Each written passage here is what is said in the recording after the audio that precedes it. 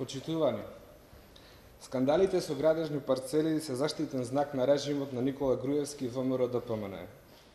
Да ја потсетиме јавноста на измените на ДУП-от за Мал Ринг во октомври 2007, со кои советниците на ВМРО ДПМН во општина Центар со едно гласање го зголемија габаритот на илјадници квадратни метри на 4 парцели на плоштадот Македонија. Со овие скандалозни измени на ДУП-от за Мал Ринг, ВМРО ДПМН овозможи профит од плюс 16 милиони евра и окупација на градскиот плоштад во Скопје. Во август 2010 година, повторно советниците на ВМРО ДПМН во општина Центар го изгласаа скандалозниот и криминален ДУП за стара железничка станица. Со овој план е исцртана нова парцела врз јужниот булевар од 153.000 метри квадратни. Тоа е градежна површина еднаква на 30 фудбалски игралишта. И до тоа се професионални фудбалски игралишта, а не од овие фудбалските игралишта кои режимот ги отвора во рурални средини каде што луѓето немаат канализација и вода за пиење. Со тоа вкупната градежна површина на таа локација, заедно со хотелот што досега требаше да биде изграден позади Рамстор, изнесува огромни, мегаломански 300.000 метри квадратни, што е еднакво на фантастични 600 милиони евра тежок бизнис. Во последните 9 месеци се случија неколку скандалозни продажби на државни парцели на кои учествуваа фирми на татковци и синови блисти до власта.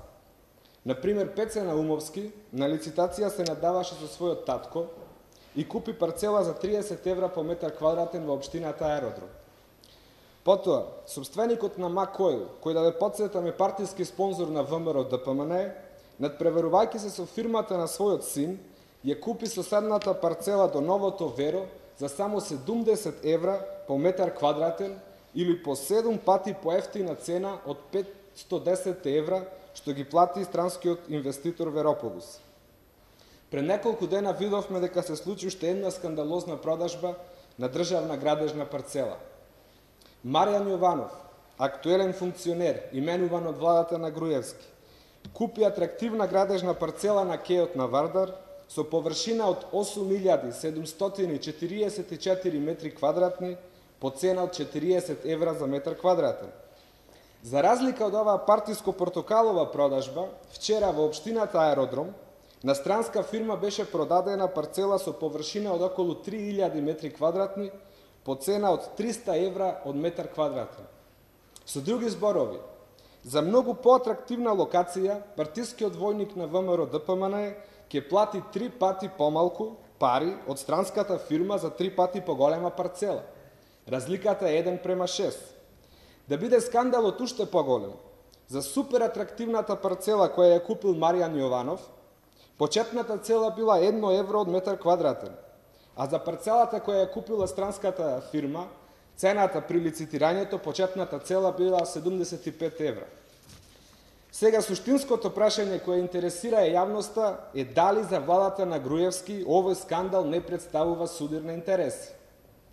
Дали некој верува во Република Македонија дека Маријан Јованов, кој е избран функционер од редовите на ВМРО ДПМН, немал никакво влијание врз цената и постапката? Дополнително, дали за премиерот е нормално негов кадар да купи огромна градежна парцела за која ќе плати само 360.000 евра, што е цената на отприлика 3 стана во Скопје? Каде е сега ВМРО ДПМН да држи пресконференции и да обвинува за криминал и корупција?